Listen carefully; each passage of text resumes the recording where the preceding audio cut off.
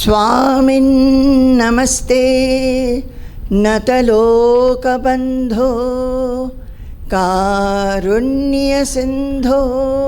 पतितं भवाब्धौ मामुद्धरात्मी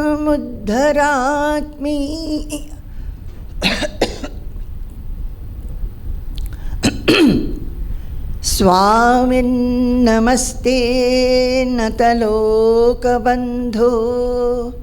कारुण्यसिन्धो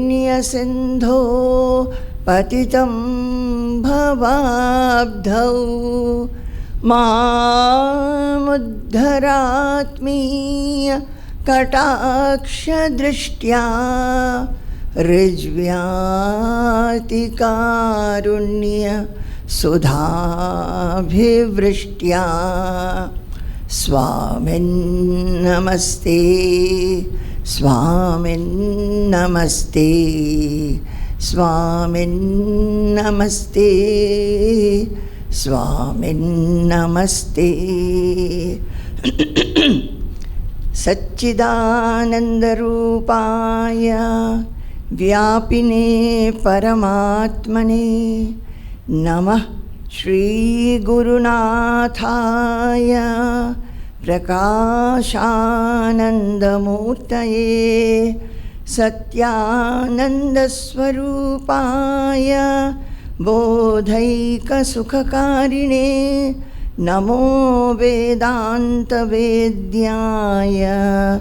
गुरवे बुद्धिसाक्षिणे यस्य प्रसादात् अहमेव सर्वं मय्येव सर्वं परिकल्पितं च इत्थं विजानामि सदात्मरूपं तस्याङ्घ्रिपद्मं प्रणतोऽस्मि नित्यं तस्याङ्घ्रिपद्मं प्रणतोऽस्मि नित्यं। जय गुरु जय गुरु जय गुरु। कल हम जो कुछ भी डिस्कस किए, हमको लगता है कि हम भक्ति और गुरु भक्ति क्या है उसके गहरी रूप से उसके अंदर जा रहे हैं, और उसमें से हमको यही समझना है कि हमारी जो भक्ति, जिसको हम भक्ति समझते हैं, उसको हम भक्ति तभी कह सकते हैं और अपने आप को भक्त तभी कह सकते हैं जब भगवान हो या गुरु हो, वो भक्त में जो जो लक्षण देखना चाहते हैं वो हम अपनाएं, उसको हम अपने में लाएं।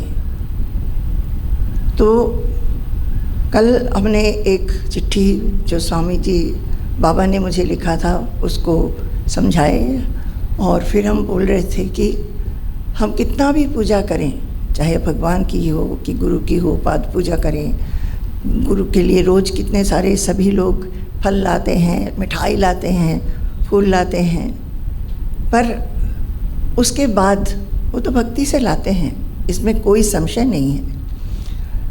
प्यार करके लाते हैं, श्रद्धा से लाते हैं, पर उसके साथ अगर हम गुरु हमसे जो चाहते हैं वो नहीं करते हैं, पर वो भक्ति अधूरी रह जाती है। वो भक्ति भक्ति नहीं है, वो अपने आप में एक संतुष्टि है कि मैंने गुरु के लिए इतना कुछ दिया है, गुरु उसको खाएंगे पिएंगे, जो कुछ भी करेंगे कि लोगों को प्रसाद के रूप में देंगे, वो अपनी संतुष्टि है। गुरु की संतुष्टि के लिए हमको जो करना है वो समझना है और उसको करना भी चाहिए। ज़्यादातर लोग अपने संतुष्टि में ही रह जाते हैं। जैसे पूजा करते हुए भी हम जैसे रोज़ रोज़ बोलते हैं, हम लोगों को बचपन से पूजा करना सिखाया गया, इस तरह करना है, उस तरह करना है, उपवास रखना है, ये वो है। और पर हमारे में ये प्रश्न नहीं आता है कि अच्छा, इस पूजा के आगे हम और क्या कर सकते हैं, इस पूजा के समय हम मन में पवित्रता लाने की कोशिश करते हैं। वो पवित्रता कैसे हमारे में हम हर समय रहेगी, और उसके लिए आगे मुझे क्या करना है, ये सोचना, इसके बारे में किसी को पूछना, और अगर थोड़ा बहुत सुनते हैं, ज्ञान होता है, उसको आगे अनुशीलन करना, ये बहुत ही मुख्य है। ये हम समझा रहे थे। एक बात यही है कि हमारे जीवन में, जैसे हम कल भी कह रहे थे, हम लोग हर समय कर्म करते रहते हैं, तो उस कर्म को कैसे हम दिव्य बना सकते हैं। जैसे हम कल स्वामी जी भी बोल रहे थे ना, you are all very fortunate. हम भी ये कहते हैं कि you are all very fortunate. कल हमने जो एक चिट्ठी बाबा की हमने पढ़ी, मेरे को लिखा हुआ, और उसको कहते हुए हमने ये भी पढ़ा कि बाबा की 3rd चिट्ठी के बाद मुझे ऐसा लगता था कि ऐसी शांति और स्वस्ति मुझे कभी नहीं मिली, अनुभव ही नहीं हुआ, और मुझे लगा था कि यही एक हैं जो मुझे एक अक्षय शांति दे सकते हैं, शाश्वत शांति दे सकते हैं, शाश्वत आनंद दे सकते हैं। फिर हमको लगा कि हम बाबा को कभी ऐसे फूलों से, माला से, और फिर अगरबत्ती लाके कि कुछ मिठाई लाके कुछ चढ़ा के कभी पूजा किए ही नहीं है, तो क्यों नहीं किए। बाद में जब हमने कभी कभी सोचा तो हमें लगा कि मेरा जो पूजा था वो मेरे दिल की पूजा, अपने आंसू की पूजा, आंसू ही मेरे पुष्प थे, और उनके ऊपर जो विश्वास और निर्भरता जो मेरे हृदय में एकदम उज्जवल था, और वो निष्कंप शिखा क्या होता है, जैसे ये जल रही है। अब देखिए इसमें थोड़ा बहुत हवा से ये हिलती रहती है, पर अगर एक ऐसे स्थान पे हम रखेंगे जहाँ पे कोई हवा नहीं है, वो दीप की जो शिखा है वो एकदम सीधी जलती रहेगी।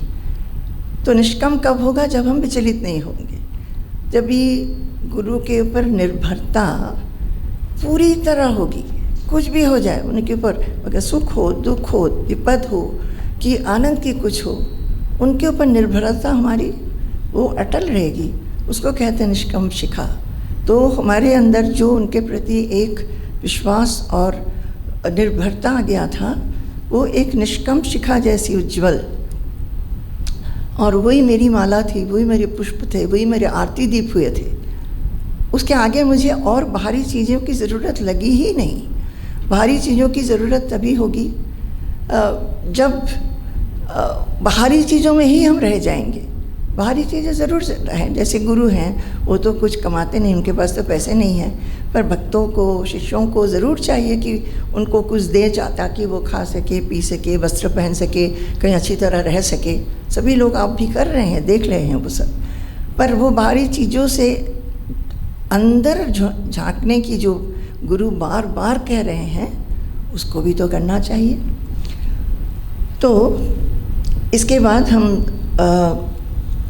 ये 1974 की चिट्ठियाँ थी, जब बाबा को हमने लिखना शुरू किया था। उसके 9 महीने के बाद, 9 महीने तक हम उनको चिट्ठी लिखते रहे, उत्तर देते रहे। फिर 1975 21 फरवरी हम लोग कोलकाता में शियालदह स्टेशन से सालार पैसेंजर ट्रेन में चढ़ गए, और हम कहाँ जा रहे थे, दक्षिण खंड गाँव में, जहाँ पे हमारे बाबा हैं। ये पश्चिम बंगाल के एक कोने में एक छोटी सी गांव है। ट्रेन में जाते हुए एक स्टेशन आती है नवद्वीप, आपने सुना है, श्री चैतन्य महाप्रभु का जन्म स्थान है। हाँ, नवद्वीप वो उनका लीला क्षेत्र था। तो हम दक्षिण खंड जाने के लिए बहुत ही आग्रही थे। 9 महीने से हम बाबा को चिट्ठी लिखते रहे हैं, और उस दिन हम जा रहे हैं। वही रसगुल्ला वगैरह लेके गए थे। पिछले 9 महीने से हम बाबा को चिट्ठी लिखे हैं, और उनका जो स्नेहपूर्ण उत्तर भी हमें मिला है। शुरू से ही बाबा के पास मुझे दीक्षा लेने की आग्रह थी, और वो दीक्षा लेने की आग्रह बहुत तीव्र हो गया था। और बाबा ने समझाया था, बोला था कि प्रभु दीक्षा दो करके तुम जपते रहो। अभी पूर्णाश्रम पहुँचे और उसके अगले दिन बाबा ने मुझे दीक्षा दी। इतने दिन हम बाबा को मन में सोचते थे, उनको पुकारते थे, उनको अपने हृदय में आसन में सिंहासन में बिठाए रखे हुए थे और उनका आशीर्वाद प्रार्थना करते थे। और ये सब करते हुए हमारे दोनों आँखों से आंसू बहती थी। और उस दिन बाबा ने दीक्षा देकर मुझे धन्य किया।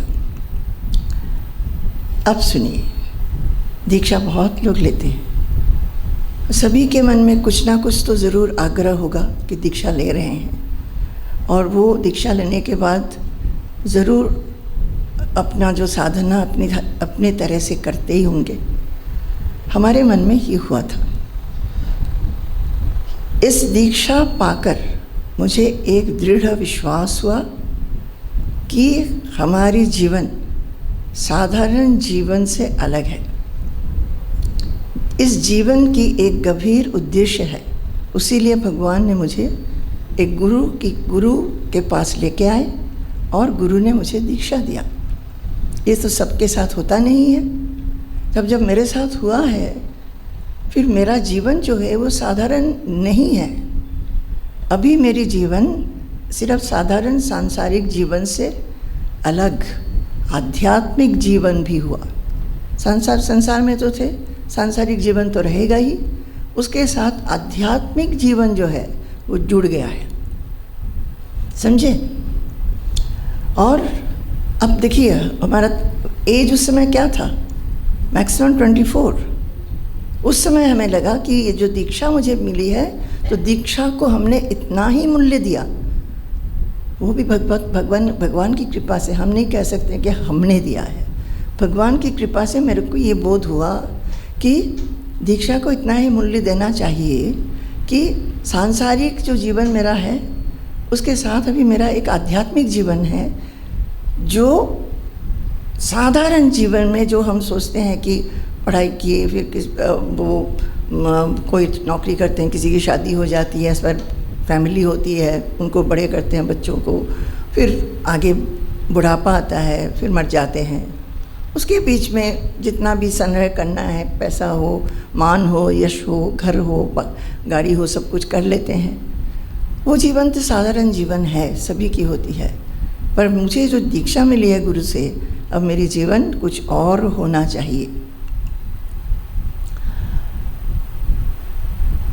जीवन की ऐसे सोचते हुए मेरे जीवन में जो घटनाएं हो रही थी, उसको देखने की दृष्टिभंगी बोलते हैं, क्या बोलते हैं, जो विचारधारा, उस घटनाओं को देखने की जो विचारधारा है, वो भी एकदम परिवर्तन हो गया उसमें। और मुझे लगने लगा कि मेरे जीवन में सबसे ऊंची है ये आध्यात्मिक साधना, संसार में रहते हुए, समझे, संसार में रहते हुए संसारिक जो कुछ भी दायित्व है, रिस्पॉन्सिबिलिटी है, उसको निभाते हुए उससे ऊपर मेरी आध्यात्मिक साधना को हम ऊंचा रखें। और इस आध्यात्मिक साधना वही है जिसका फल यही होगा कि हर एक क्षण आध्यात्मिक विकास मेरे में ले आएगा। हर एक क्षण में जो कुछ भी हम करते हैं, क्या करते हैं, सोचते हैं, बातचीत करते हैं, काम काज करते हैं, इंटरैक्शंस करते हैं, इस हर चीज़ में ही एक आध्यात्मिक मूल्य मुझे दिखेगा, जिससे हमारी विकास होती रहेगी, आध्यात्मिक विकास। वो जो है वो सिर्फ ध्यान के समय नहीं, अपने अंदर हम जब झांकेंगे तब भी, और जब हम दैनंदिन काम करेंगे, जीवन की जो दिन ब दिन जो हम काम करते हैं, उस काम काज के अंदर भी मेरे को ये आध्यात्मिक दृष्टि से ही काम करना होगा। समझ में आया? तो क्या हुआ, उसका मतलब है मुझे बहुत सोचना पड़ेगा कि हम एक जैसे बह जाती है जीवन उसी तरह रहेंगे कि हम हर कुछ में सोच सोच के जो कुछ भी हम कर रहे हैं वो सोचना हो, बातचीत करना हो, इंटरेक्शंस हो, उसमें whether I am remaining connected to this jnana of spirituality. क्या है, तब तक तो मुझे वो आत्मा इतना पता नहीं था, भगवान का ही पता था कि भगवान के साथ युक्त हो करके उनको ना भूल के ये बाबा ने जो मुझे बोला था कि तुम्हारे अंदर ही भगवान है, उसको याद रखो, उस ज्ञान को लेके मुझे चलना है। तो ऐसा सोच के हमारे में ये सोच आ गया, और तब से मेरा जो जीवन है इसके बाद 12 years I was in house hold. 12 years हम यही कह सकते हैं कि पूरा जीवन जो है हमने कॉलेज में पढ़ाया, हमने हाउस होल्ड देखा, घर में जैसे जो रिलेटिव्स आते हैं, जो कुछ भी आते हैं, उनका सेवा किया, सब कुछ किया, पर it was all around a spiritual growth. जब भी कुछ हम भी तो मनुष्य है ना, बहुत कुछ गलती भी कर देते थे, पर हर एक गलती को हमने स्पिरिचुअली सोचा है कि इससे हम स्पिरिचुअल ग्रोथ हमारी कैसी हो सकती है, कैसे हम अध्यात्म जीवन में आगे बढ़ सकते हैं। उसका मतलब क्या है अध्यात्म जीवन में आगे बढ़ने का, कि अध्यात्म जीवन के एक साधक को, एक भक्त को क्या क्या उनमें गुण होना चाहिए, उससे हम गिर गए हैं क्या। कोई भी एक घटना में अगर मानो हमने उसमें मेरी सक्सेस भी हुई है, सफलता भी हुई है कि असफलता भी हुई है, उसमें हमने देखा कि अच्छा इससे मेरा आध्यात्मिक ग्रोथ क्या हुआ, हम ज़्यादा सहनशील हुए हैं कि नहीं, हम क्षमाशील हुए हैं कि नहीं, सब में मेरी प्रीति है कि नहीं, हम किसी में दोष खोज रहे हैं कि नहीं, दोष खोजना मेरा कम हो गया है। ये जो गुण जो हमारे आध्यात्मिक ग्रंथों में हैं वो हम में कितना आ रहा है, वो हम हर एक कामों में, छोटा या बड़ा, उसमें हम देखते थे। वो हम घर के काम में देखते थे, और जब हम कॉलेज में पढ़ाते थे उसमें देखते थे, स्टूडेंट्स के साथ व्यवहार में देखते थे, नेबर्स के साथ व्यवहार में देखते थे, और घर में भी जो साधारण बिहेवियर सबका होता है, जो काम करते हैं उनके साथ भी। एक इसको बोलते हुए मुझे एक याद आया, जब हम इसके बाद हम कलकत्ता से खड़गपुर चले गए थे ना, वहाँ पे स्वामी जी ने मुझे बोला था खड़गपुर जाते हुए, और तो स्वामी जी IIT में पढ़ाने लगे, स्वामी जी ने मुझे बोला था ये काम छोड़ दो जो कॉलेज में हम पढ़ाते थे, छोड़ दो, और अपने चॉइस से आगे और जॉब नहीं लेना। हम तब क्या थे, कितने साल के थे, बिलो 30, 7 साल हम काम किए हैं, और हमें पढ़ाना बहुत अच्छा लगता था, and the department was very good in the college. हमको सब बहुत प्यार भी करते थे, हम सबसे उम्र में छोटे थे, और सब, and I was a very generally a sincere person, तो बहुत ही अच्छा लगता था। पर स्वामी जी ने क्या कह दिया, you are qualified but by choice try not to get employed any more. और गुरु का कहना ही फाइनल। हमने कभी तर्क नहीं किया कि क्यों नहीं करेंगे, नहीं करने से क्या क्या होगा। बहुतों ने मुझे समझाया कि नहीं करने से क्या क्या होगा, नहीं करने से तो तुम बोर हो जाओगी, बहुत दुख होगा, ये वो। एक प्रोफेसर की नौकरी बहुत अच्छी होती है, देखो पढ़ाने में अच्छा लगता है, फिर कितनी छुट्टियाँ मिलती है, ये सब बहुत अच्छी एक जॉब है, इसको क्यों छोड़ रहे हो, बेकार बुद्धू हो तुम, फुलिश हो तुम, तुम्हारे स्वामी जी क्या जानते हैं। हम बिल्कुल डगमगाए नहीं, हमने सबसे कहा जो हम सोचते हैं हमारी दृष्टि से, अगर हम इतना दूर तक देख सकते हैं, हमारे गुरु उससे बहुत आगे देख सकते हैं कि मेरी भलाई किस में है।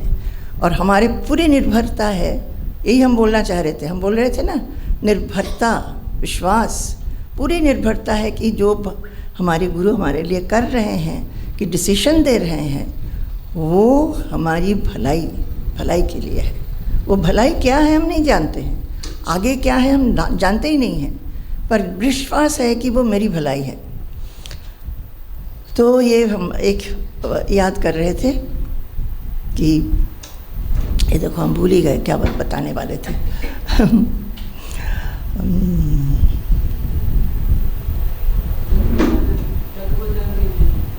नो, अच्छा वो याद आएगा तो बता देंगे, अब तो वो भूल ही गए। क्यों हमने ये कहा कि स्वामी जी ने ये कहा था कि हाँ, by choice try not to get employed any more. तो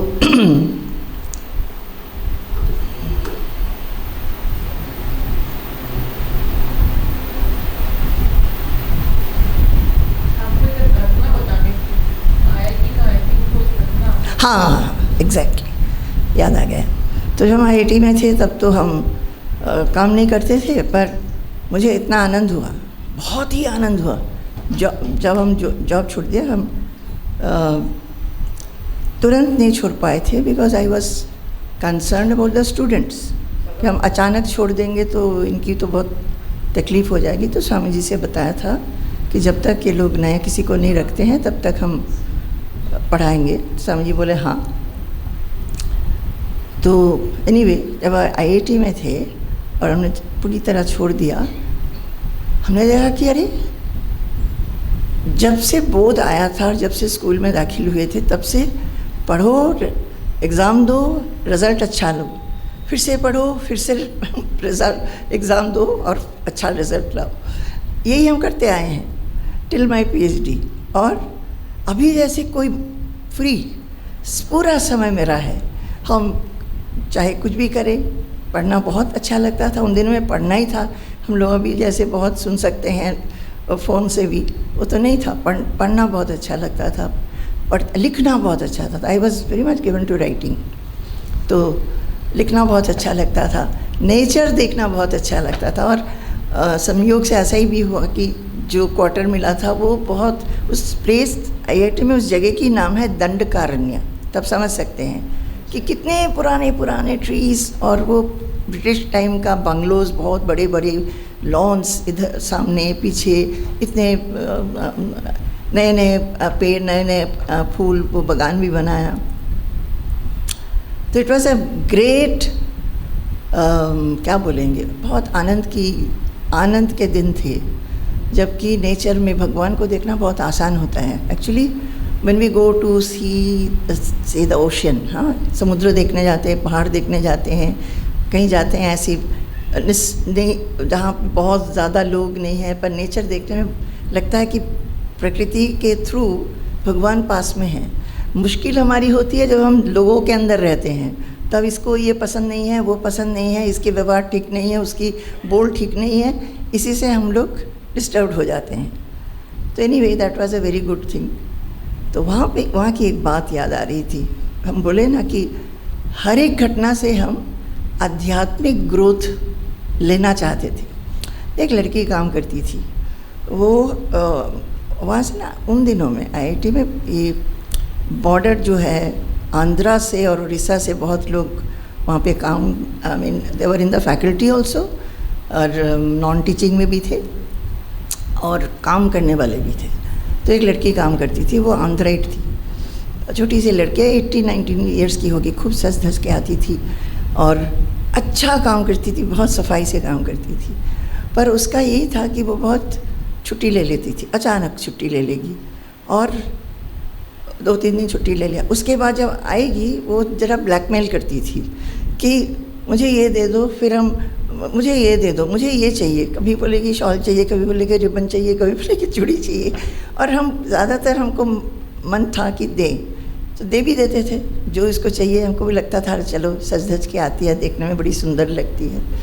तो पर मेरे मन में ये होता था कि देखो हम कितना प्यार से सब कुछ दे रहे हैं और ये मेरी सोचती ही नहीं है, अचानक छुट्टी कर देती है, मेरे को सारा काम करना पड़ता है। So I used to get a little annoyed.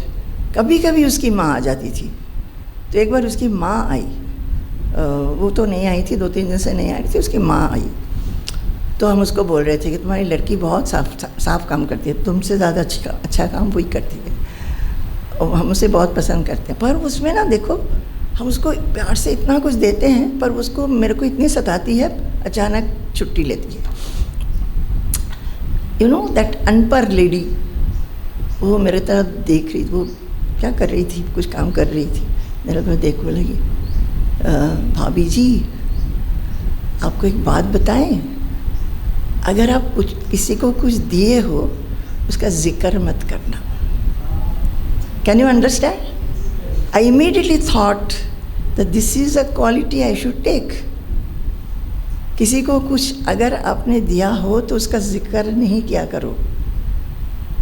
मन से दिया है, हमने तुमको दिया है, उसके that means we are expecting that.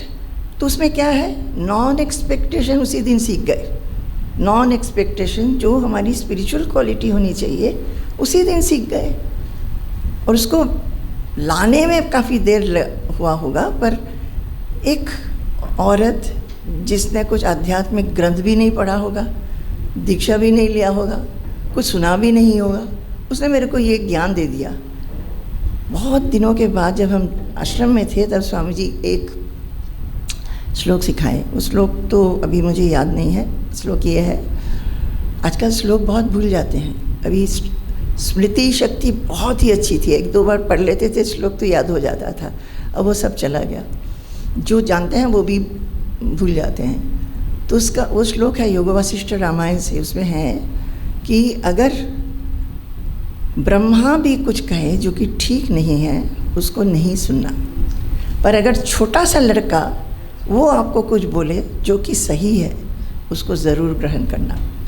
तो इसने मेरे को बोला कि करना ना करो। उसके बाद बहुत बार आश्रम में भी स्वामी जी ने बहुत समय हम लोगों को बोला है, जैसे वर्कर फोर्स होते हैं ना, हम उधर भी स्वामी जी सबको बहुत उनके लिए करना चाहते हैं, पर all are not equally you know devoted. तो वो लोग कुछ कुछ उन लोगों का व्यवहार ठीक नहीं होता है। स्वामी जी हमेशा बोलते हैं कि हम लोगों ने उनके लिए क्या किया है वो कभी याद नहीं रखना, उनके लिए हमको करना है। अगर वो दूसरी तरह बिहेव कर लें, उसके लिए हमारे मन में उनके प्रति द्वेष नहीं होना चाहिए। और समझाते भी है, ये नहीं कि छोड़ देते हैं, स्वामी जी समझाते हैं। और स्वामी जी जब समझाते हैं वो हमको बताते हैं किसी को भी कुछ भी बोलना है, माने किसी के साथ स्ट्रिक्टली बिहेव करना है, बोलना ही है। जब वर्कर्स होते हैं अगर वो ठीक से काम नहीं कर रहे हैं कि कुछ और है, हम लोग को उसको बताना तो होगा। वर्कर हो, डिवोटीज़ हो, जो मानिए कि आश्रम में आए हुए हैं, जिसको आश्रम का नियम पता नहीं है इसलिए गलती हो गई है, तो उसको भी बताने के पहले स्वामी जी हमेशा बोलते हैं कि first own the person and then talk. क्या? First own the person. जैसे हम अपने बच्चों को भी हम डांटते हैं, पर डांटते हुए भी, कितना भी गुस्सा करते हुए भी, अपना जो बच्चे के साथ जो लगाव है, एक ओनिंगनेस है, अपनापन है, उसको तो नहीं खो बैठते हैं। तो स्वामी जी बोलते हैं किसी को भी कुछ भी बोलना होता है, अगर कुछ ऐसी बात जो उसको अप्रिय लगेगा, ओन द पर्सन, कि उसके प्रति हमारे मन में द्वेष रख के तब बोलना नहीं चाहिए। उसी तरह जब हम बात करते हैं, स्पेशली हमने देखा है जो मानिए जो थोड़ा आर्थिक रूप से जो थोड़ा नीचे होते हैं, उनको बहुत डर लगता है। जिनको जो पढ़े लिखे हैं, जिनके पास पैसे हैं, जो अच्छे अच्छे कपड़े पहने हुए हैं, उनके साथ बातचीत करने में उनको थोड़ा सा झिझक होता है। तो उनका ना समझना चाहिए कि हम कैसे बात करने से ये उनका जो डर है वो चला जाएगा, वो खोल के हमसे बात कर सकेंगे। उनको this is what is called अपनाना। स्वामी जी जब हमारे आश्रम में कभी कभी हम लोग, हमारा आश्रम तो ऐसा है, स्वामी जी और हम लोग भी अभी स्वामी जी से देख देख के बहुत कुछ सीखना चाहते हैं उनसे। उनका ऐसा है, कोई भी दुखी हो तो कुछ ना कुछ हेल्प तो ज़रूर करना चाहते हैं। तो कभी कभी ऐसे भी लोग आते हैं कि एक काम दे दो, कोई और वर्कर की ज़रूरत नहीं है, तभी भी स्वामी जी बोलेंगे देखो ना कुछ अगर दे सकते हो तो काम, वही झाड़ू वाड़ू करना, घर सफाई करना, कितने कितने लोगों को काम दे सकते हैं। और जितने लोग बढ़ जाते हैं सुपरविजन भी बहुत मुश्किल हो जाती है। तो जब भी आते हैं, जो कोई भी आता है वो किस लिए आ रहे हैं? क्योंकि उनके पास अर्न करने की और कोई रास्ता नहीं है। किसी ने बोला होगा जाओ आश्रम में काम ज़रूर मिल जाएगा।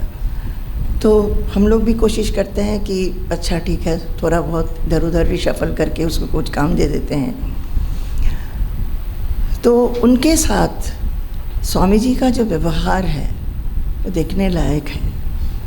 हम तो बहुत सालों से, अभी स्वामी जी के करीब 40 साल होने वाले हैं स्वामी जी के चरणों में हैं। पहले हमें लगता था कि अगर कोई वर्कर ने काम अच्छी तरह नहीं किया, बहुत बोलने से भी उसको गुस्सा आ रहा है, भी ठीक से नहीं कर रहे हैं। पर हम जब स्वामी जी को बोलते थे कि इनको थोड़ा समझाइए, पहले तो भाषा भी हमको नहीं आती थी, तो देखते थे कि जो काम हम लोग बोलने से वो नहीं कर रही है, स्वामी जी थोड़ी देर बात करने से ही बहुत खुश चले जाते हैं। तो मुझे लगता था कि ये बात क्या है, स्वामी जी के व्यवहार में क्या है। और ऐसा नहीं कि स्वामी जी बहुत नरम रूप से ही बोले हैं, तो हमें लगता था कि स्वामी जी के व्यवहार में ये क्या बात है जिससे वो लोग उत्साहित होके उस काम का रिस्पॉन्सिबिलिटी ले रहे हैं, जबकि हम लोगों में सभी लोग असफल रहे उससे काम करवाने में। तो हम बहुत देखते थे, पर जब अभी तो बहुत साल हो गया, भाषा भी आता है, हमने देखा कि उनकी तरीका क्या है। फिर हमने समझा कि वो दैट ओनिंगनेस, तुम मेरे काम करने के लिए आए हो, वो सोचते ही नहीं है कि ये काम करने के लिए आए हैं। अच्छा आए हो तो तुम हमको हेल्प करेंगे, अब तुम्हारा जो दुख है वो मेरा दुख है, उसको हल करने का कोशिश करें। बोल नहीं रहे हैं, हाँ वो यही है, समझ रहे हैं आप? तो ये हम लोग सीख गए। हम लोग भी अभी at least I can say that I am able to do at least 90%। हम कभी स्वामी जी से पूछते भी हैं, अब बताइए हम कैसा करके भी है। स्वामी जी बता, now you are absolutely all right. तो कभी बोलते हैं, कल तुमने उसके साथ जो अभी हाल में हुआ था, कल तुमने जो उसके साथ बात किया था वो ठीक नहीं था। और कभी बोलेंगे आज तुमने जो बात की है ना बहुत अच्छा किया है। So why he is taking freedom to tell me? Because I want to know, I want to become pure, I want to improve myself. इस समय भी मेरे तो स्पिरिचुअल ईयर्स बहुत हो गए हैं। At every moment I feel I can learn, I can change myself, I will change myself. ये अगर सभी में हो, आप अपने संसार में रहिए, पर ये एक लक्ष्य होना चाहिए कि मेरे में जो कुछ भी कमियां हैं उसको हम दूर करेंगे। तो और ये भी है, जो कोई भी ऐसा करके आते हैं ना काम वाम ढूंढने के लिए, तो और आजकल ऐसा हो रहा है पता नहीं कौन किसके, वो पूरी फैमिली आ जाती है, बच्चे भी होते हैं उनके, तो सारा सुन लेते हैं, कहाँ रहते हैं, क्या करते हैं, हस्बैंड क्या करते हैं, बच्चे लोग पढ़ते हैं कि नहीं पढ़ते हैं, ये सब कुछ। And every time Swami ji एक एनवेलप में उनको कुछ पैसा देते हैं, बोलते हैं अगर हम लोग तुमको यहाँ पे रखें या नहीं रखें, हम तुमको ये आशीर्वाद दे रहे हैं कि तुम्हारे जीवन में पैसों की कोई अभाव ना हो। समझ गए? अनफेलिंगली ही डज इट। कई लोग एकदम वो हो जाते कि अरे ये क्या हुआ, अभी तो जॉब लगी भी नहीं है तो स्वामी जी कुछ दे रहे हैं। पर अब सब सोच सबका हो गया है। हम लोग भी अभी समझ गए हैं कि स्वामी जी वो देना चाहते तो हम ही लोग स्वामी जी से पूछ लेते हैं, फिर कुछ प्रसाद दे देते हैं। कभी कभी उनके बच्चों का कि वो जो लेडी आई है उसके कपड़ों को देखकर कपड़े भी दे देते हैं। But we are not at all concern कि वो यहाँ पे काम करेगी। ऐसा भी हुआ है कि 3 दिन काम करके चली गई और आई ही नहीं, खबर भी नहीं दिया। But that doesn't stop us from doing the same thing to the next people. कि ये लोग ऐसे ही हैं। जैसे हम बोल रहे थे ना कि वॉन्डरिंग सन्यासीस आते हैं, तो वहाँ पे केरला में बारिश बहुत होती है, तो इसीलिए छाता का खूब स्टॉक रहता है हम लोग के पास। वो सन्यासी लोग आएंगे, गांव के लोग आएंगे, कभी कभी अपना ही खो देते हैं लोग, तो सन्यासी लोग ज़्यादातर छाता मांगते हैं। तो एक दिन गांव का जो सेंटर एरिया है, वहाँ पे दुकानें बहुत हैं। वहाँ के एक दुकान के कोई जन है, वो आश्रम के साथ काफ़ी जुड़े हुए हैं। उसने बोला, स्वामी जी इनको छाता मत देना, आपने नया छाता दिया, छाता देंगे भी तो पुराना देना, क्योंकि आपने नया छाता दिया, वो सेंटर में वेंगनेश्वरी सेंटर में आके उसने उसको बेच दिया। तो स्वामी जी बोले, वो अगर बेचता है तो मैं क्या करूं, जब पूछा है तो हम दे देंगे। ऐसा है, ये नहीं हुआ कि अगर किसी ने और ने मांगा कि उसको मत दो कि ये लोग जाके बेच देंगे। अब उसने जो छाते के बारे में, I don't know what I am talking and what is my, बहुत कुछ याद आ रहा है। एक दिन ऐसा हुआ था, एक आदमी वो उठा के आया, वो क्या बोलते हैं उसको, चटाई और फुटमैट्स, वो सिर में उठा के बेच रहा है। एक्चुअली केरला में अभी वो सीन है ही नहीं, वो कुछ पुराने दिन की बात है। तो उन दिनों बारिश की दिन थी, तो वो अंदर आ गया, उसने सारा माल नीचे रखा, और हम लोग को लगा कि चलो अब दुकान नहीं जाना पड़ेगा, चटाई की भी ज़रूरत थी और फुटमैट की भी ज़रूरत था, तो सब मिल के ये वो चुनने लग गए। पर वो सारे भीग गए थे। तो नूतन स्वामी जी आए, नूतन स्वामी जी बोले, अरे ये सारा तो भीग गया है, चटाई भी भीगा हुआ और वो फुटमैट भी भीगा हुआ। तो उसने बोला कि क्या करेंगे, हमारे घर में ना एक ही छाता है, वो मेरा बेटा लेके स्कूल चला गया, अब मैं क्या करूं, मेरे तो सारे चीज़ भीग गए। तो anyway we are always very soft with people, तो हम लोगों ने ख़रीद भी लिया और इसको एक छाता भी दे दिया। बोला कि तुम एक छाता ले लो और अब से तुम छाता लेके घुमा करो, नहीं तो ये कोई खरीदेगा नहीं। आश्रम में हम लोगों ने खरीदा है, कोई खरीदेगा नहीं। थोड़ी देर में हमारी एक वर्कर वो आई, कहती है, अम्मा एक आदमी ना वो एक चटाई लेके जा रहा है और उसके हाथ में एक छाता, और वो ऐसा घूम के नाच रहा है और बोल रहा है कि ये कैसा आश्रम है, ये कैसे सन्यासी है, कैसे लोग हैं, मेरे को एक नया छाता दे दिया और इसके पैसे भी नहीं लिए। और हाँ, उसने जब छाता दिया था नूतन स्वामी जी ने, तब उसने बोला था ये कब लौटाना होगा, तो नूतन स्वामी जी बोले लौटाना नहीं होगा, ये तुम ले जाओ। तो he was so happy that somebody saw him dancing with the छाता एंड सेइंग कि कैसा आश्रम है, कैसे लोग हैं करके। तो इसमें से कुछ सीखने का मिलता है। हाँ, we should simply be very very soft. जिनके पास नहीं है, अभी जैसे आज बात हो रही थी कि अभी हर साल स्वामी जी यहाँ पे जो काम करते हैं ना, स्वामी जी के रहते हुए सबको ड्रेस देते हैं, तो आज हम लोग देने वाले हैं। तो उनके साथ में प्रसाद दिया जाएगा। क्या प्रसाद दिया जाएगा? वही शक्करपारे। तो हमने बोला क्यों शक्करपारे? रोज़ इतना मिठाई आता है, लोग तो भक्ति से लाते हैं, पर पेट तो उन्हीं लोगों का है जो खाने वाले हैं। सुबह भी मिठाई खा रहे हैं, रात को भी मिठाई खा रहे हैं, उस अगले दिन भी खा रहे हैं, रोज़ खा रहे हैं। ये सारा मिठाई उनको दे दो जिनको आज हम लोग देने वाले हैं। Simply distribute it. जो फल आए हैं वो सारा उनको दे दो, हम लोग को कुछ नहीं चाहिए। तो यही बात। अब देखिए मन कैसा होता है।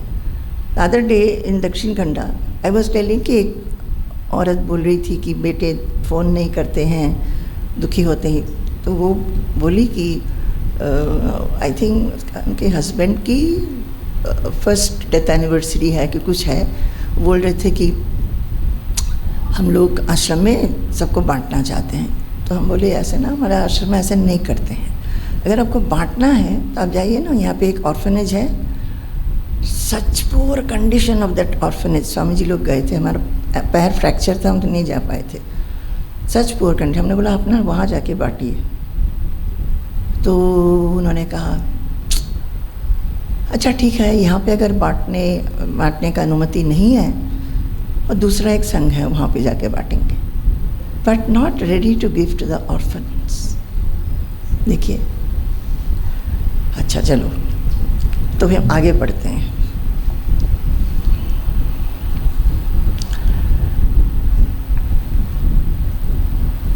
तो 1979 के अप्रैल में बाबा का महासमाधि हुआ।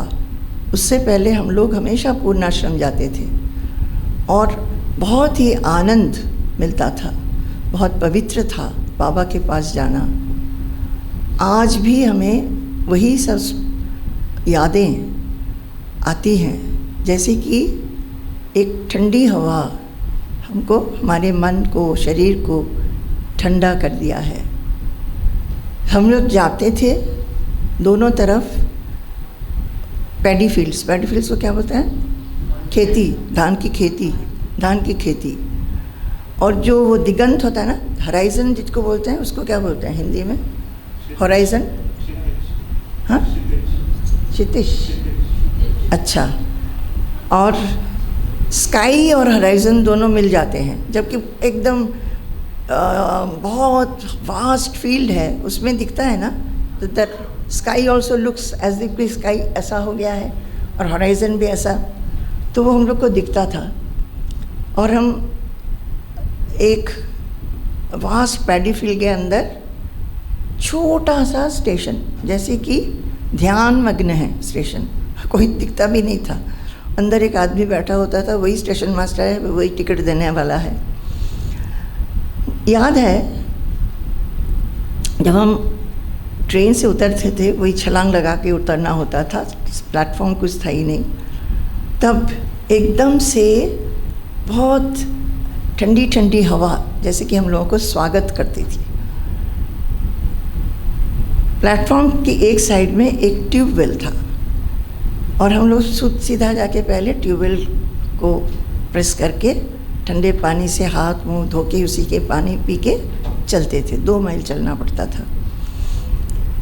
और जब जाते होते थे, शरीर और मन में एक उत्साह, एक निर्भरता।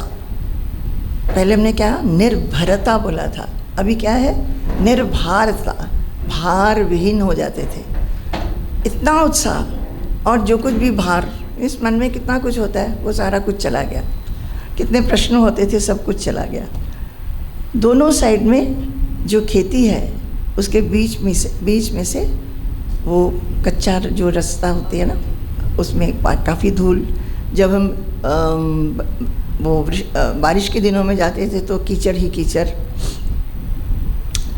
फिर इधर उधर देखते थे, दोनों साइड में खेती में हवा के साथ ना, जो खेती वो ऐसा करके वेव्स, हवा से ना, वो जैसे वो पौधे इतने बड़े हो गए तो उसमें ऐसा करके वेव्स आते रहते हैं, तो वो भी दिखता था।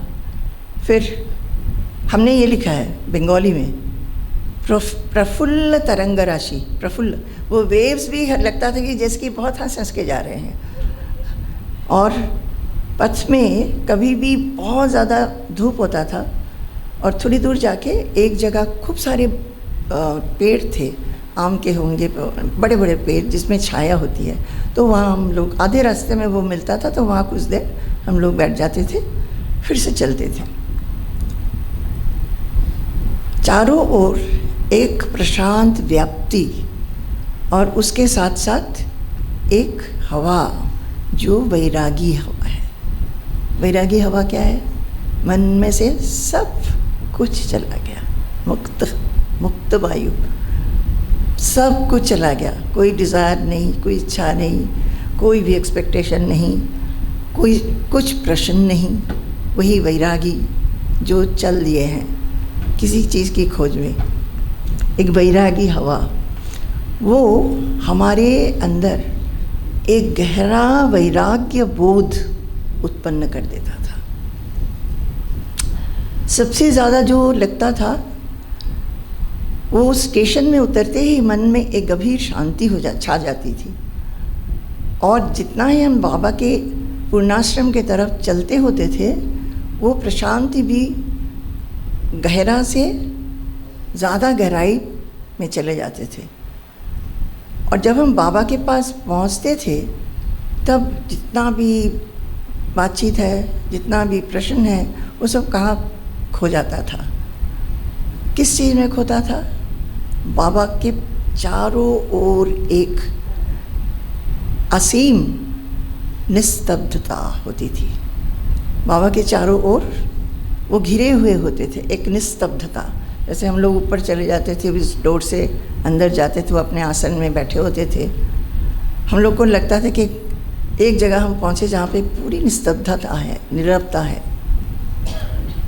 पूर्णाश्रम पहुँचते ही हम लोग पहले दूसरी मंजिल में बाबा के रूम में जाते थे।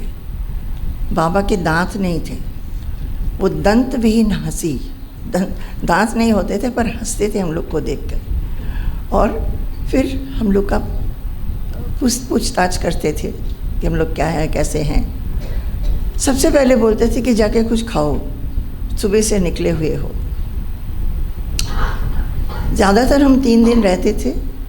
जितना भी दिन रहते थे, रोज़ उनके पास जाके हम लोग कुछ समय बैठ के ध्यान भी करते थे और कभी कुछ कुछ पूछते भी थे। वही सब मुहूर्त मेरे हृदय में अभी भी उज्जवल है। कभी कभी बाबा स्वामी जी जैसे नहीं थे, बहुत चुपचाप थे। कुछ पूछने से 1-2 वाक्य ही बोलते थे, और नहीं तो कोई स्टोरी बताते थे जिसका एक मोटो होगा, आपको समझना होगा कि वो ये बताना चाह रहे हैं, उसका उत्तर। तो वो उसी किसी समय स्टोरी के थ्रू हम लोग को उपदेश देते थे, और अपनी जो नीरवता है उसको तोड़ के कभी कभी बोलते थे जय गुरु नारायण, कभी कभी बोलते थे हरि ओम तत्सत। आज भी हम अनुभव कर सकते हैं कि मेरे सिर के ऊपर उनके हाथों का स्पर्श मुझे भरोसा, शक्ति और आश्रय दे रही है। बाबा के साथ हम बाबा को जानने के बाद 5 साल के अंदर बाबा का देहांत हो गया। इस छोटे से समय में उन्होंने मुझे जो कुछ भी दिया वो मेरे पूरे जीवन के लिए एक संपद बने रहा और मन और प्राण की शक्ति बनी रही। जो थोड़े से बात उन्होंने कहा है मुझे, या मुझे चिट्ठी में लिखा है, वो मेरे लिए एक वॉच वर्ड होके रहा। वो क्या है मेरे लिए? एक क्या बोलेंगे उसको? आदर्श बने रहा। जीवन के पथ चलने के लिए उन शब्दों को याद करके, विचार करके और उसकी बोध से अपने जीवन को आलोकित करती रही। जैसे कि अंधकार में एक कोई टॉर्च दिखाता है, उसी तरह रहा। सबसे ऊपर जो मुझे मिला वो है बाबा का दिव्य प्रेम, उसकी अनुभूति। उस दिव्य प्रेम से मुझे हमेशा लगा कि हम लोगों को उन्होंने सिंचित कर दिया है, और उसी प्रेम हमारे जीवन में एक शाश्वत आश्रय रहा। उसी प्रेम बाबा ने हमको दिया, और उसी प्रेम से वो हम लोगों को अपना बना लिया, बहुत सहज भाव से, स्वाभाविक रूप से। ये बात ठीक है कि बाबा अपने देह में नहीं है, पर मेरे अंदर में रह गए हैं उनकी चिन्मय उपस्थिति, जो कि बहुत ही प्यारी है, जो कि बहुत ही निकट है। और उस चिन्मय उपस्थिति में एक हो गए हैं बाबा और स्वामी जी। इसके बाद हम बाबा के लिखे हुए कुछ चिट्ठियाँ पढ़ेंगे।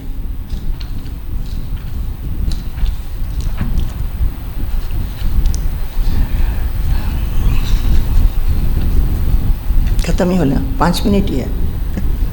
चलो, ये इस आर्टिकल का नाम दिया है बाबा की लिखी हुई चिट्ठियाँ। बाबा से पहली चिट्ठी जब हमें मिला, तभी हम जानते थे कि ये एक अमूल्य संपद है। तब तक तो मुझे कितनी चिट्ठियाँ मिल चुकी थी, पर मुझे लगा कि उस किसी के साथ इसका कोई तुलना हो ही नहीं सकती। बहुत यत्न करके भक्ति के साथ हमने वो चिट्ठी को रख दिया। इसके बाद बाबा के पास से बहुत और चिट्ठियाँ मिली। सभी बाबा को चिट्ठी लिखने से वो बहुत जल्दी उत्तर देते थे और करीब 7 दिन के अंदर उसकी रिप्लाई आ जाती थी। ये सभी चिट्ठियाँ हम एक दिव्य प्रसाद समझ करके डेट लिख रख के एक के बाद एक अकॉर्डिंग टू डेट अभी भी रखा हुआ है, एक दिव्य प्रसाद समझ करके हमने रखा हुआ था। बीच बीच में हम उसको खोल के पढ़ते थे। क्यों? जब भी मन में थोड़ा विचलन होता था तब उनको पढ़ते थे, ताकि वो बातें याद आ जाती हैं, ताकि वो फिर से, क्योंकि बाबा की तो शारीरिक उपस्थिति हमको तब नहीं मिल रही है, पर उन्होंने जो बोला है वो फिर से मुझे मार्ग दिखाए। पर बीच बीच में उनको पढ़ते थे एक के बाद एक, और मन से बाबा की सानिध्य अनुभव करते रहे। नूतन स्वामी जी के पास भी बाबा ने बहुत चिट्ठी लिखा है और उन्होंने भी अपने श्रद्धा के साथ ये अमूल्य संपत्ति को रक्षा किए हुए थे।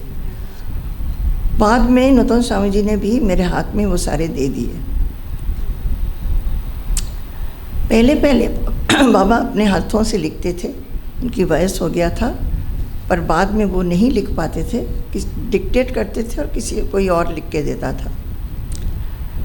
ये तो हमने अपने पास रख लिया। जब हम आश्रम आए तब हमें लगा कि बाबा ने तो स्वामी जी को भी बहुत चिट्ठियाँ लिखी होगी, क्योंकि एक बार पूर्णाश्रम गए थे बाबा की देहांत के बाद। हमने उस दिन कहा, जब हम आश्रम ज्वाइन करने के लिए आ रहे थे 1987 में, तब हम लोग बाबा के वहाँ पे गए थे।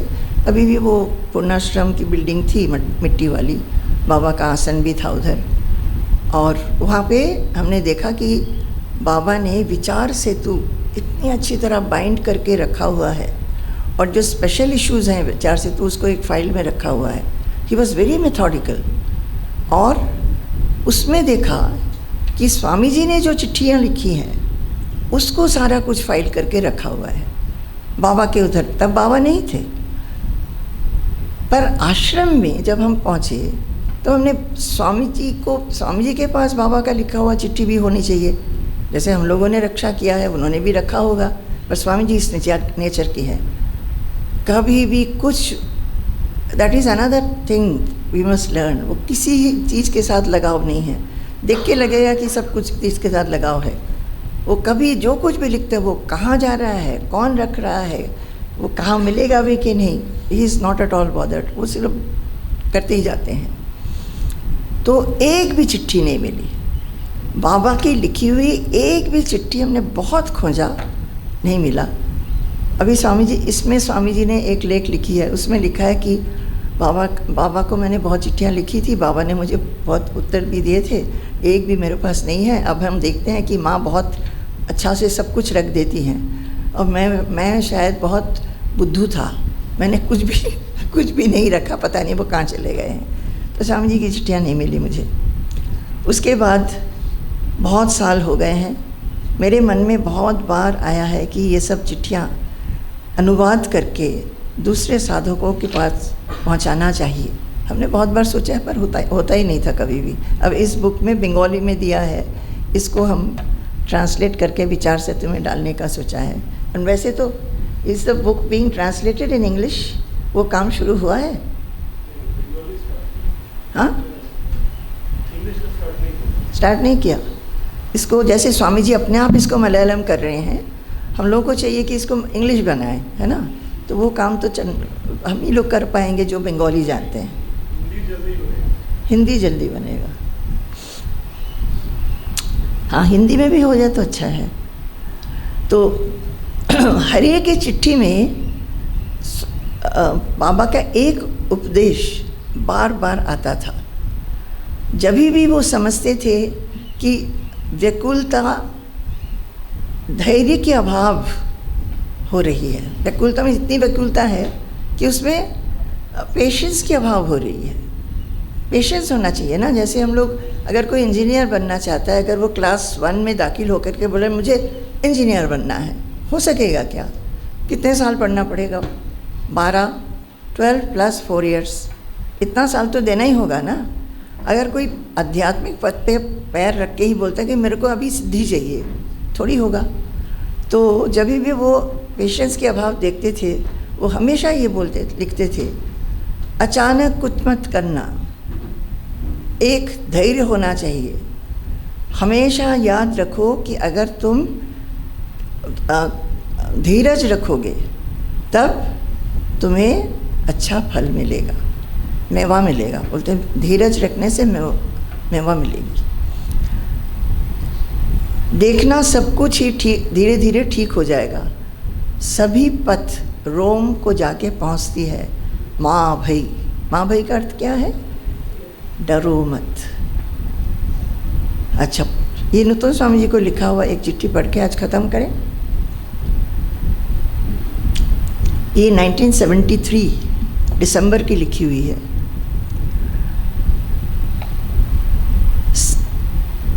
बाबा, हमने बोला ना कि छोटों को माँ बोलते हैं, बड़ों को छोटी लड़कियों को माँ बुलाते हैं और छोटे लड़कों को बाबा बुलाते हैं। बाबा वो बोल रहे हैं तो समझ को संबोधन करके, स्तंभ, स्वेद, रोमांच, स्वरभेद, विपथु, अश्रु, वैवर्ण, प्रलय,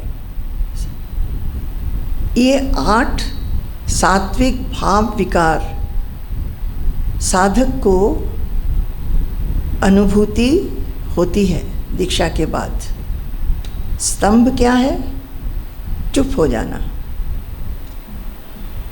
वो मन में जितना हलचल होता रहता है ना, हमारे दिमाग में इतनी चिंताएं होती है, वो चुप हो जाता है। स्वेद है क्या बोलते हैं, पसीना। रोमांच, जो रोमहर्षण होता है, रोम सब खड़े हो जाते हैं। स्वर भेद, वो गले का स्वर में भी अंतर आ जाता है। विपथु माने टकी, भूलेगी जी, विपथु अभी याद नहीं आ रहा है। अश्रु, वैवर्ण, अश्रु तो पता है, वैवर्ण क्या है? वो एकदम चेहरा फीका हो जाता है। प्रलय और पूरी ध्यान में मग्नता, ये 8 सात्विक भाव विकार लक्षण है। ध्यान करने से इनमें से कुछ भी हो सकता है। अगर होता है तो उससे साधक का जो उत्साह वो वर्धन हो जाता है। पर ये याद रखो कि हमेशा ये सब होगा। मानो किसी को हो रहा है, आज थोड़ा सा आनंद हुआ, ध्यान किए तो बहुत आनंद हुआ, बहुत शांति हुई, अगला दिन नहीं भी हो सकता है। तो उससे हताश नहीं होना, निराश नहीं होना। ये बार बार होंगे ऐसा नहीं है। कभी कभी हो सकता है कि इनमें से कुछ भी ना हो, पर कोई उच्चतर कुछ और एक कोई अनुभूति हो, कि कुछ भी अनुभूति ना हो। ये सब बता रहे हैं। हो सकता है कि नूतन स्वामी जी ने अपना कुछ अनुभूति लिखा होगा। इस पथ के बारे में शास्त्रों में सब कुछ लिखा है। तुम समय के साथ सभी जान पाओगे। ये सब माइलस्टोन है, डेस्टिनेशन नहीं है। ये सब गंतव्य नहीं है, ये सब माइलस्टोन है। जैसे रास्ते में मानिए हमको कहीं जाना है, हाँ, यहाँ से हमको मानो दिल्ली में कहीं जाना है, जो हमारा गंतव्य स्थल है वहाँ तो पहुँचना है ना, काम भी उधर ही है। रास्ते में हमको एक बहुत अच्छा कुछ देख लिया, उसी को देख देख के रुक गए, वहीं पे खड़े हो गए और समय भी चला गया, पहुँच भी नहीं पाए, काम भी नहीं हुआ। It can be compare to that. जब हाँ डिस्ट्रैक्शंस, जब हम ध्यान करते हैं, अगर आनंद और शांति और जो कुछ भी हमें अंदर से अनुभूति होती है, उसी में हम खो जाते हैं और बार बार उसी को खोजते हैं, फिर अपने स्वरूप को नहीं खोज रहे हैं। वही एक जो फीलिंग होती है उसको खोज रहे हैं, उसी में हम लोग रुक जाते हैं। तो इसलिए बार बार लिखे हैं कि ये सब माइलस्टोन है, डेस्टिनेशन नहीं है। आगे चलो, आगे चलो। ये पथ जो है वो एक क्षुरधार ठीक है, रेजर्स एज, जैसे चाकू होती है ना, उसका जो ये वाला है, बहुत धार के समान सुदूर है। ये पथ जो है क्षुरधार है, तकलीफ़ें होंगी, समय लगेगी, दूर है, पर भय नहीं है, भय नहीं है। ये भय नहीं है, ये वाणी है उस सर्वनियंता की। किसने सर्वनियंता? कौन है?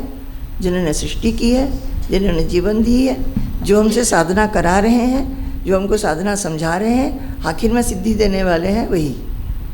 उनकी उनका ही बोल है ये कि भय नहीं है, पथ तो दूर है। और हमेशा अपने के मन में इसको कंपेयर करना चाहिए कि कुछ भी हम करते हैं, जैसे कोई एक बच्चा हुआ किसी का, अब वो बच्ची की माँ अगर सोचने लगती है मेरी बच्ची बड़ी होगी, ये पढ़ेगी, इसकी शादी कराएंगे, ये करेंगे, ये देंगे, वो देंगे, और वो जल्दी हो जाए, होगा क्या? वो लड़की बड़ी होगी, पढ़ाएगी, वो कुछ पढ़ लेगी कि नो जॉब करेगी, उसका एक अच्छा मैच भी मिलना होगा, तभी ना, कितने साल लग जाएंगे। पर वो माँ अगर उसी को लेके क्यों जल्दी नहीं हो रहा है, क्यों जल्दी नहीं हो रहा है, सोचती रह गई, तो वह बुद्धूपना है। सभी चीज़ में टाइम लगता है, पर होगा, भय नहीं है, ये समझना चाहिए।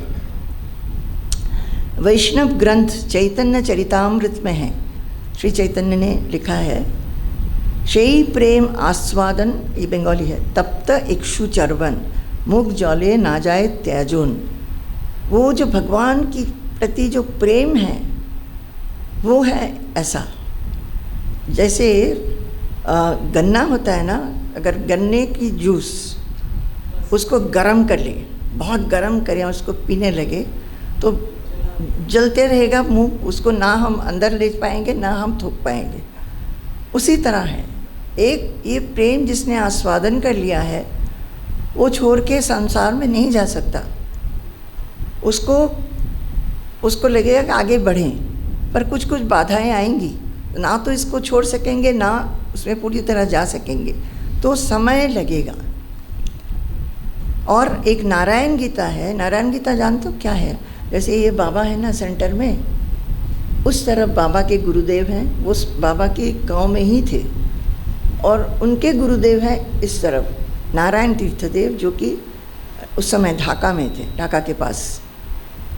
उनका एक आश्रम था जिसका नाम था ज्ञान साधन मठ, वो सन्यासी थे, और तो उनका नाम था नारायण तीर्थदेव। तो एक बार बाबा उनके पास जाके मिले भी थे, और उनका संग भी किया था बाबा ने। तो थोड़ा कुछ नोट्स लिखा था, जब वो सत्संग उन्होंने इनके साथ किया ना, कुछ नोट्स बाबा ने लिखा था, वो हम लोग को मिला है। एक दक्षिण वो पूर्णाश्रम में हमको मिला है। वो हम जब गए थे, वही बोला ना 1987 में गए, तो देखा कि ये नारायण गीता है, एक बुक था कुछ, उसमें से हमने तभी एक नोटबुक, या तो हमारे पास था नहीं तो खरीदा, पूरा नारायण गीता हमने बैठ के 2-3 दिन रहे थे, उतार लिया था हमने हाथों से। वही उसी को स्वामी जी जो पंचम पुरुषार्थ नूतन स्वामी जी पढ़ाते हैं ना, उसमें ये पंचम पुरुषार्थ के बारे में था कि शरणागति इज़ द पंचम पुरुषार्थ, वही है। तो उस नारायण गीता से उन्होंने कोट किया है, किसके बारे में? साधक के बारे में। साधक कैसे दिखते हैं?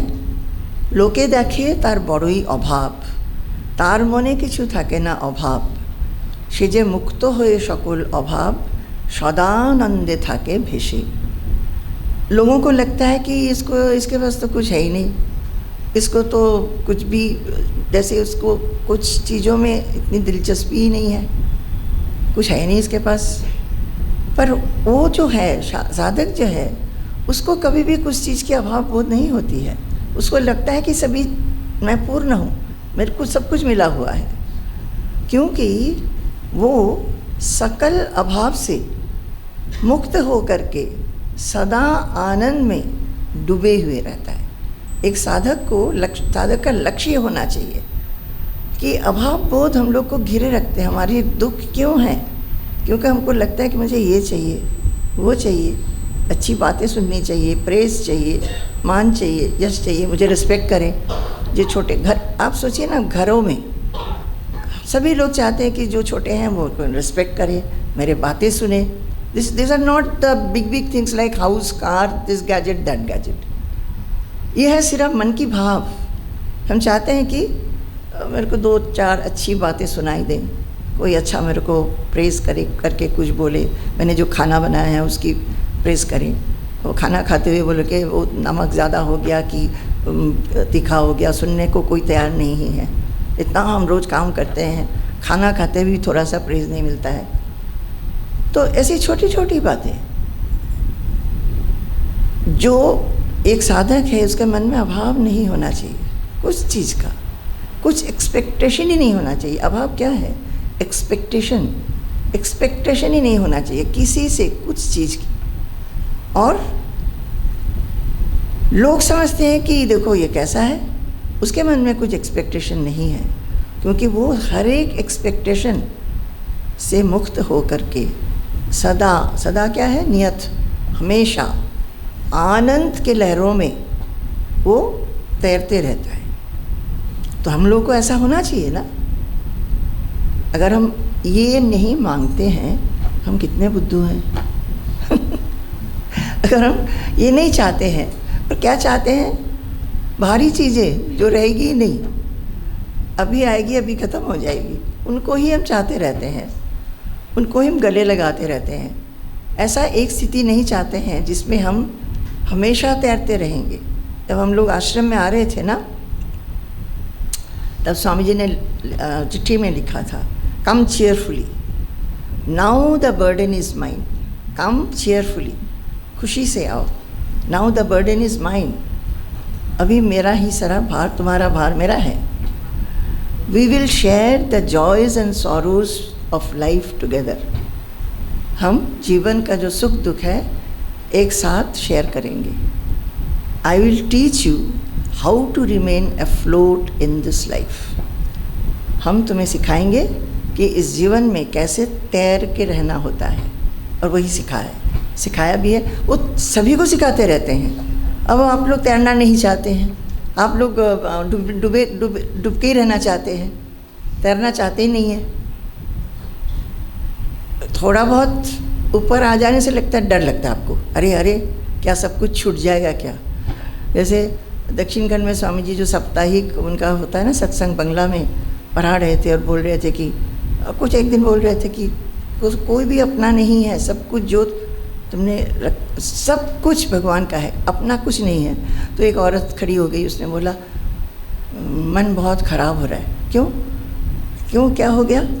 उसने बोला हमने तो अपने घर को थोड़ा सजाया है, ये लिया है, वो लिया है, ये रखा है, अब आप बोल रहे हैं कि ये सब कुछ मेरा नहीं है, तो मन बहुत ख़राब हो गया। तो स्वामी जी का उत्तर भी मुझे बहुत अच्छा लगा था। स्वामी जी बोले हाँ कोई बात नहीं, पर तुम्हारे घर में जो कुछ भी तुमने संग्रह किया है करो और भी करो, पर भगवान ने दिया है ये सोच करके तुम लोग रखो। तुमने अब संग्रह किया है ये मत सोचो, भगवान ने दिया है ये समझ करके रखो, तब तुम्हारा मन खराब नहीं होगा। समझे? ये हम भूल ही जाते हैं, हम करते रहते हैं।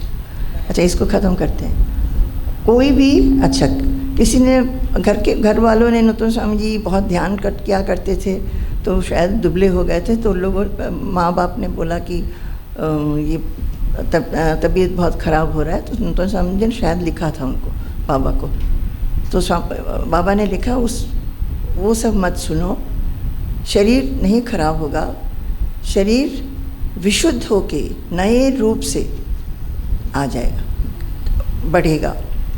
माँ भई, फिर से माँ भई, भय मत करो। कोई भी कुछ बोलता है भय मत करना, किसी भी अनुभूति के लिए आग्रह मत करना, जो होगा वो अपना ही हो, अपने से ही होगा। तुम सिर्फ नदी किनारे में जैसे एक पेड़ है जो मर गया है, एक बाबला पेड़ है, बाबला पेड़ ना वो कांटे का होता है, कांटा होता है, बबुल, हाँ, बबुल, वो जो ड्राई हो गया है बबुल का पेड़, वो नदी किनारे खड़ा है। ड्राई क्यों? जो पेड़ ऐसी जिसमें लाइफ है वो हवा से ऐसा ऐसा होगा ना, जो मर गया है उसको कुछ और भी नहीं है, हलचल भी नहीं है, वो स्थिर खड़े हो नदी किनारे है। वो नदी किनारे मरा हुआ बबुल के पेड़ जैसे नदी में कितने भी नाव और लोग जा रहे हैं, वो दृश्य देखे जा रहा है। उसी तरह तुम भी साक्षी स्वरूप होकर जीवन को देखो, कर्ता स्वरूप होकर नहीं। समझ में आया? कर्ता स्वरूप होकर नहीं, साक्षी स्वरूप जो कुछ भी हो रहा है उसको देखो। अपने में कोई स्थिर नहीं, अपना स्वरूप जो है वो अविचलित है, अक्षय है, अटल है। उसको याद रख के, नित्य है, शाश्वत है, उसको याद रख के तुम सब कुछ देखो जो कुछ भी हो रहा है। नदी में क्या होता है? नाव जा रहे हैं, किसी में तो मैरिज पार्टी जा रहे हैं, किसी में शब्द को लेके जा रहे हैं, और जो ट्री है वो देखे जा रहा है। ट्री अगर नहीं भी हो, अगर कोई मनुष्य भी हो, वो भी देखेगा ही ना, कि उसके पीछे थोड़ी जाएगा। हम लोग को भी अपने जीवन में जो कुछ आ रहा है जा रहा है, उससे अपने आप में स्थिर रहना है। और स्वामी जी ने क्या कहा?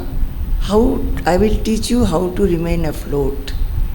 तो सुख आया दुख आया, उसमें ना तो हम बहुत एकदम एक्साइटेड हो जाएंगे, ना हम उसमें डिप्रेस्ड हो जाएंगे, तैरते रहेंगे।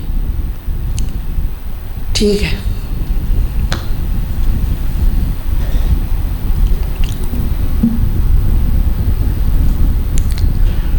संपूर्णं जगदेव नंदनवनं सर्वेऽपि कल्पद्रुमाः